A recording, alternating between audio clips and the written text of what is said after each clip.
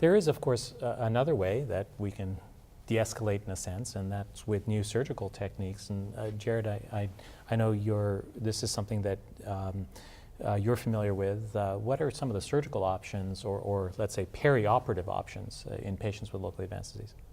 So just as we do with radiation and chemoradiation approaches, I would divide the use of surgery into definitive surgery and salvage surgery. So definitive surgery, when surgery is the primary modality used to cure patients, I think that the most recent major advance is probably the transoral approaches. So these are just what they sound like, approaches through the mouth to the oral cavity, the oropharynx, perhaps some high hypopharynx cancers that eliminate a lot of the functional and cosmetic morbidity of some of the jaw-splitting surgeries of years ago.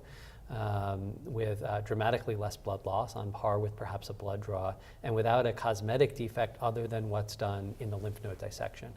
And there's a lot of work that needs to be done in an era of improved radiation of IMRT and proton therapy and improved systemic agents to say which patients are best served with a transoral surgery for oropharynx cancer versus one of these modified radiation or improved radiation approaches with the newer techniques and the lower doses and all of these wonderful things that we're talking about today.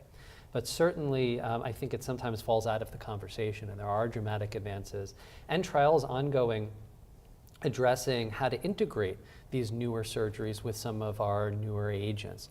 So there was an abstract at ASCO looking at induction chemotherapy prior to transoral surgeries, followed by a risk-adapted approach based on the pathologic stage taken out. And there are further studies planned on that sort of paradigm of adjusting as you go. The other way we use surgery is as salvage. So patients get chemoradiotherapy, and then there's either persistent or recurrent disease. If it's local or local regionally, we know from historic data that there's a real rate of salvage cure, if not as high as we'd like.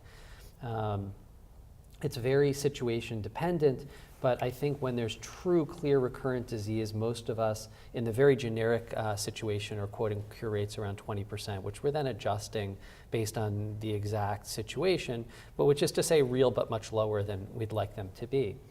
One of the common clinical dilemmas in our tumor boards is the patient who's had chemoradiotherapy or radiotherapy and then has apparent neck nodes. Residual. So we look at these by clinical exam, physical exam. We look at these by CT and MRI imaging. We look at these by PET imaging. And we've had a series of studies over the years that have suggested prospectively or retrospectively that the negative predictive value of PET seems quite good.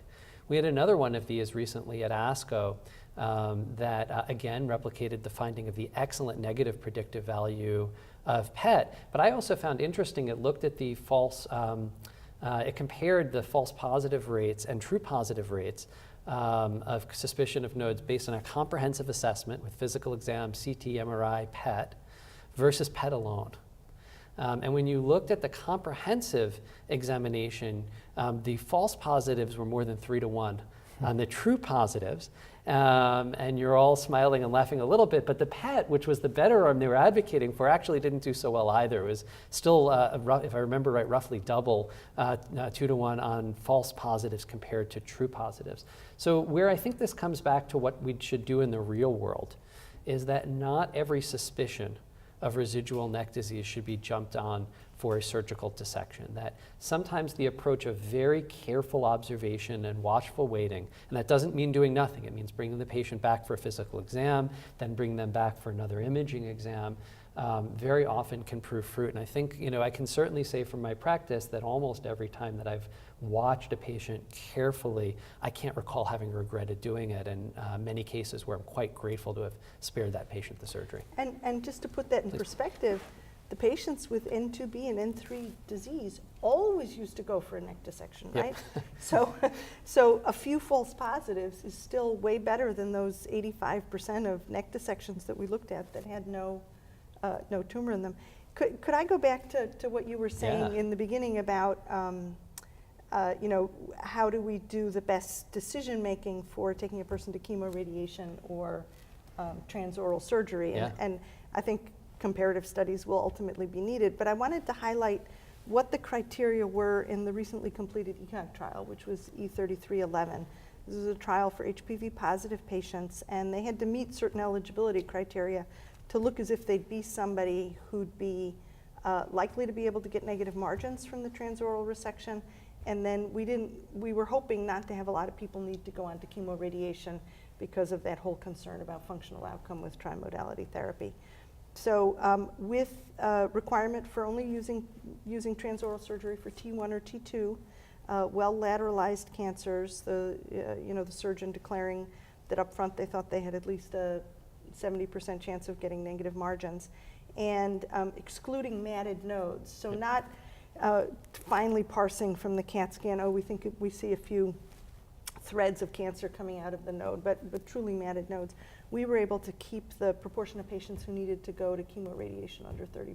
So I think simple clinical decision making based on T-stage, excluding matted nodes, making sure the tumor is lateralized, does do a pretty good job at least of picking out patients who can get transoral surgery and radiation without too high a chance of needing platinum.